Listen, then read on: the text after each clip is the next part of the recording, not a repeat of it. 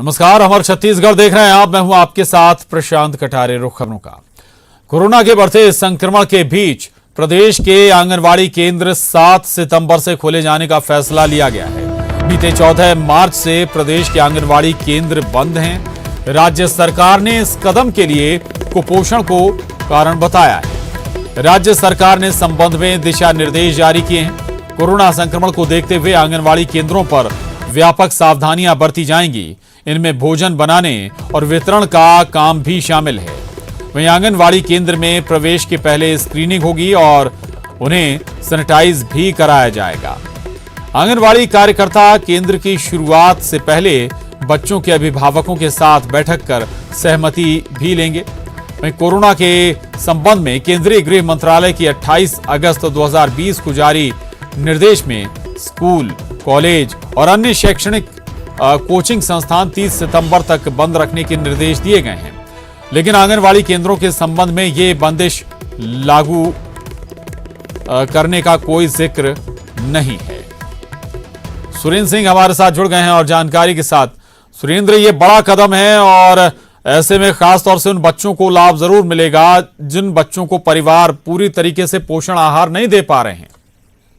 बिल्कुल प्रशांत, उन बच्चों के लिए ही योजना शुरू की गई थी और जिस तरह से छत्तीसगढ़ में जो कुपोषण की दर है वो 35% से अधिक है, तो लगातार मुख्यमंत्री इस ओर उनका कदम रहा है। 2 अक्टूबर 2019 को इसकी शुरुआत हुई थी। सुपोषण को लेकर महिलाओं की जो एनीमिया की दिक्कत होती है उसको लेकर शुरुआत की गई थी। तो इस तरह से जिस तरह से सबसे बड़ी बात प्रशांत ये है कि जो क्वारंटाइन जो कंटेनमेंट जोन है वहां पर ये आंगनबाड़ी जो वहां पर कोई केंद्र है तो वहां पर इस सुविधा का लाभ उस बच्चे वहां का नहीं ले पाएंगे, क्योंकि जिस तरह से गाइडलाइन है केंद्र सरकार की कि वहां पर किसी प्रकार का टोटल वहां पे लॉकडाउन रहेगा। वहां पर जो चीजें हैं वो वहां पर नहीं पहुंचेंगी। लेकिन ये जरूर है कि जो अन्य आंगनबाड़ी केंद्र है प्रदेश के वहां पर सभी बच्चों को पोषण आहार के लिए जो गर्म भोजन होता है वो उपलब्ध कराया जाए। इसके लिए 7 सितंबर से राज्य सरकार सभी आंगनबाड़ी केंद्रों में भोजन की व्यवस्था करेगी।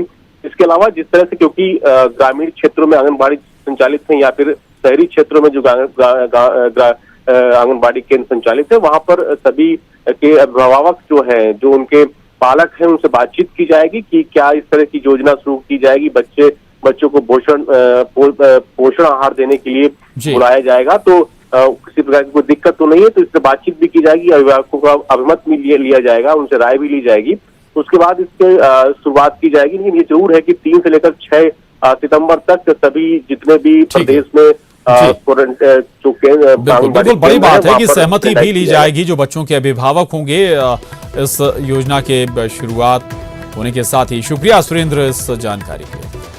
आगे बढ़ते हैं। उधर कोरोना संक्रमण के लिहाज से बुधवार को दिन बेहद ही खराब रहा। कोरोना संक्रमण के मामले में बुधवार को छत्तीसगढ़ और राजधानी रायपुर में नए रिकॉर्ड बने। 24 घंटे में जहां एक ओर प्रदेश भर में 2296 नए मरीज मिले हैं, तो वहीं दूसरी ओर राजधानी रायपुर में 978 नए मरीजों के मिलने का रिकॉर्ड बन गया। नए आंकड़ों के साथ ही प्रदेश में कोरोना पीड़ितों की कुल संख्या 35,000 के पार पहुंच गई।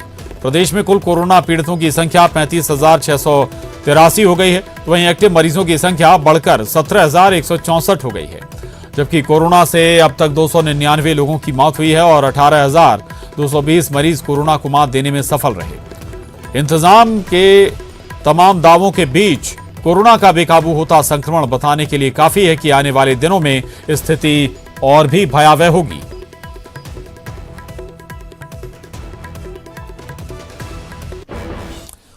उधर आरोग्य सेतु ऐप में राजधानी वासियों को डराने वाले आंकड़े आए हैं।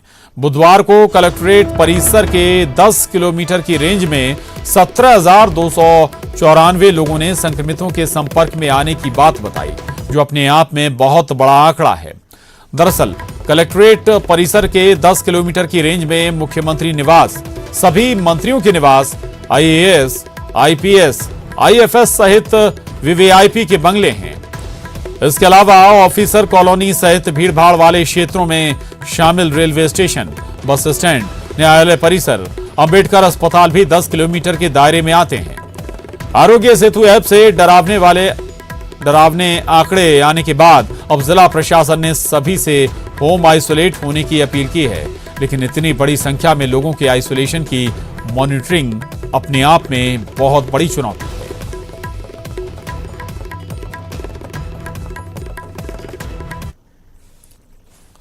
अवधेश मिश्रा हमारे साथ जुड़ गए हैं। अवधेश, ये तो वाकई में बहुत डराने और चिंता वाली बात है। इतनी बड़ी संख्या में लोग संक्रमितों के संपर्क में आए हैं। खुलासा आरोग्य सेतु ऐप के जरिए हुआ है। क्या अब प्रशासन के पास कोई फॉर्मूला है कैसे हालात से निपटा जाए, कैसे लोगों को घरों में ही आइसोलेट किया जाए? बिल्कुल, देखिए, अगर प्रशासन के पास कोई अचूक फॉर्मूला होता तो स्थिति राजधानी रायपुर की ऐसी नहीं होती। अब तक जो बदतर स्थिति बन चुकी है, ऐसी स्थिति नहीं बनती और लगातार जो नए मरीजों का जो सिलसिला जारी है मिलने का, उस पर भी कुछ हद तक लगाम लगाया जा सकता था।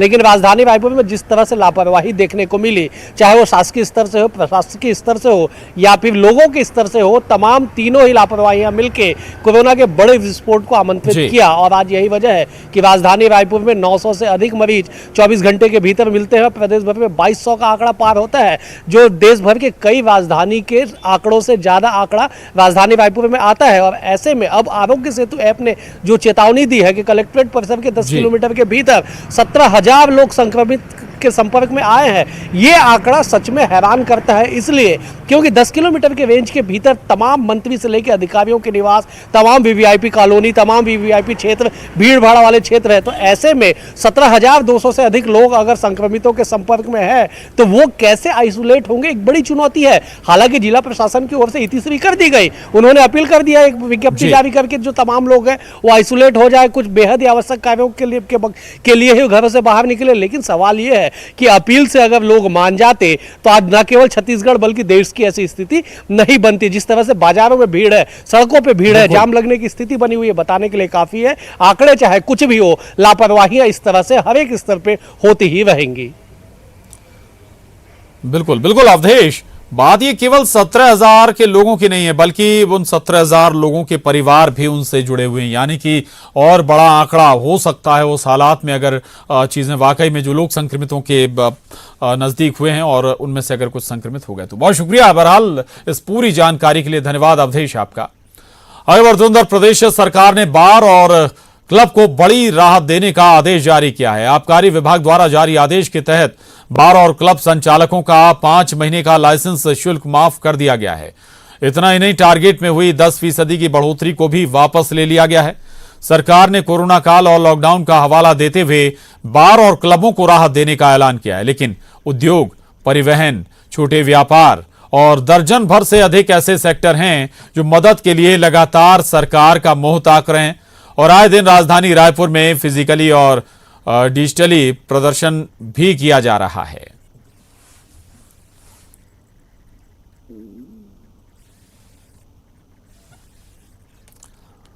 कोरोना काल का हवाला देते हुए विश्वविद्यालयों की ओर से फर्स्ट ईयर में एडमिशन के लिए एक बार फिर से ऑनलाइन पोर्टल खोल दिया गया है। विश्वविद्यालय की ओर से इस बार प्रवेश के लिए 8 सितंबर तक का मौका दिया गया है। इससे पहले 2 चरणों में हुए आवेदन के बाद भी अधिकांश कॉलेजों में आधी सीटें नहीं भर पाईं, तो वहीं निजी कॉलेजों में भी प्रवेश की दर बेहद कम रही। यही वजह कि प्रदेश के सबसे बड़े रविशंकर विश्वविद्यालय में एडमिशन के लिए 8 सितंबर तक का मौका दिया गया है। इससे पहले हुए आवेदनों में नंबरों के आधार पर 5 सितंबर को मेरिट लिस्ट जारी की जाएगी।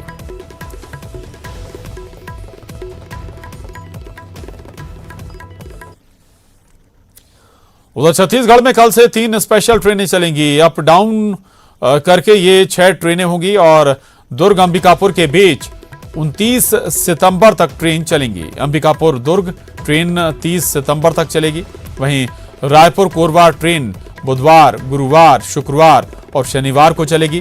वहीं 4 से 29 सितंबर तक रायपुर कोरबा एक्सप्रेस चलाई जाएगी, जबकि कोरबा रायपुर ट्रेन रविवार, गुरुवार, शुक्रवार और शनिवार को चलाई जाएगी।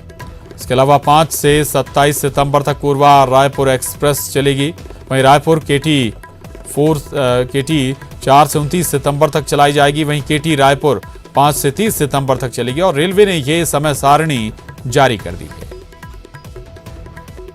बात कल से फिर 3 स्पेशल ट्रेन दौड़ेगी और राजधानी रायपुर में के जो रेलवे स्टेशन है मैं उसको लेकर वहाँ पर इसकी तैयारी भी की गई है। रेलवे बोर्ड ने लोकल ट्रेन परिचालन को अनुमति दी है। दुर्ग अंबिकापुर, रायपुर कोरबा हसदेव और रायपुर केवटी डेमू जो है इसको हरी झंडी मिली है। SECR जोन में 3 स्पेशल ट्रेनों का परिचालन 4 सितंबर से शुरू होगा। और अगर हम बात करें तो इसके पहले चूंकि ट्रेनें काफी कम चल रही है और ऐसे में जो यहाँ पर जो लोकल कूली है और तमाम तरह के लोग वो काफी दिक्कतों का भी सामना कर रहे हैं। हालांकि जो स्पेशल 3 ट्रेनें चलेगी उससे राजधानी रायपुर के भी लोगों को काफी राहत मिलेगी। और चूंकि आने जाने को लेकर ये एक तरह से कहें तो एक बड़ा साधन था, खासतौर पर दुर्ग अंबिकापुर के लिए। रायपुर कोरबा हसदेव और रायपुर केवटी डेमू जो है ये खासतौर पे जो लोग हैं उन लोगों का कहना है इससे काफी राहत मिलेगी। कैमरा पर्सन रोहित श्रीवास्तव के साथ ममता लांजेवार, न्यूज 18 छत्तीसगढ़, रायपुर। ममता लांजेवार हमारे साथ जुड़ गई हैं। ममता, अब कल से 6 स्पेशल ट्रेनें शुरू होने जा रही हैं छत्तीसगढ़ के लिए, अलग अलग शहरों के लिए। ये बड़ी राहत की बात है, खासतौर से उस लिहाज से अगर हम देखें तो छत्तीसगढ़ से भी बड़ी संख्या में जो मजदूर हैं वो दूसरे राज्यों को जाते हैं मजदूरी के लिए या अन्य कामों के लिए भी।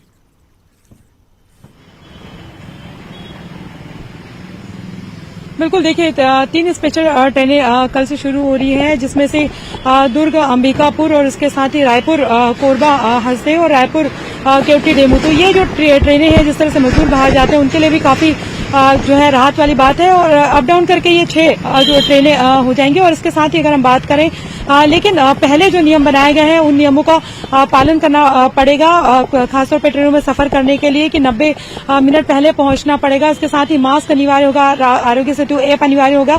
इसके साथ ही ऑनलाइन आपको टिकटों की बुकिंग करवानी पड़ेगी। टिकटों की बुकिंग कंफर्म होने के बाद ही आप स्टेशन के अंदर आप एंट्री कर पाएंगे। तो आज तमाम तैयारियां जो इसको लेकर की जा रही थी। और इन ट्रेनों के शुरू होने के साथ ही न केवल मजदूर बल्कि आम जो यात्री हैं उनको भी काफी राहत मिलेगी। खासतौर पर अगर हम बात करें तो कटनी रूट पे जो जाने वाले लोग हैं उनके लिए काफी राहत की बात है। और दुर्ग से अंबिकापुर जाने वाले जो हैं वो और रायपुर से कोरबा जो जाने वाले लोग हैं उन लोगों के लिए भी काफी राहत वाली बात होगी। जी बिल्कुल, बड़ी राहत वाली बात है ये छत्तीसगढ़ वासियों के लिए, लोगों के लिए। शुक्रिया ममता आपका इस पूरी जानकारी के लिए। और वक्त एक छोटे से ब्रेक का है, फौरन लौटेंगे। और ब्रेक के बाद खबर रायपुर से है। मारपीट का वायरल किया गया है वीडियो। आरोपी को रायपुर पुलिस ने इसके बाद गिरफ्तार कर लिया है। डराने के लिए मारपीट का वीडियो वायरल किया था शख्स ने और युवक को बेरहमी से पीटने का वीडियो था, जिसे पब्लिक में डाला, सोशल मीडिया पर डाला। और उसके बाद अब पुलिस ने इस मामले में एक्शन लिया है। आरोपी को पुलिस ने गिरफ्तार कर लिया है। रायपुर का ये मामला है। बुरी तरह से एक युवक की पिटाई की गई थी, बुरी तरह से पीटा गया था और उसके बाद इस वीडियो को वायरल भी कर दिया गया।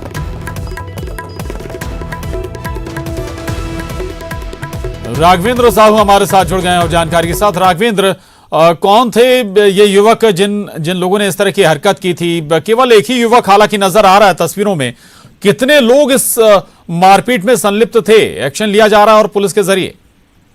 देखिए, पुलिस द्वारा एक्शन लिया गया है और वो जो आरोपी युवक है उसको उड़ीसा से पुलिस गिरफ्तार करके लाई है, क्योंकि वीडियो जमकर वायरल हुआ था और मारपीट, बहुत बुरी तरीके से मारपीट की गई थी।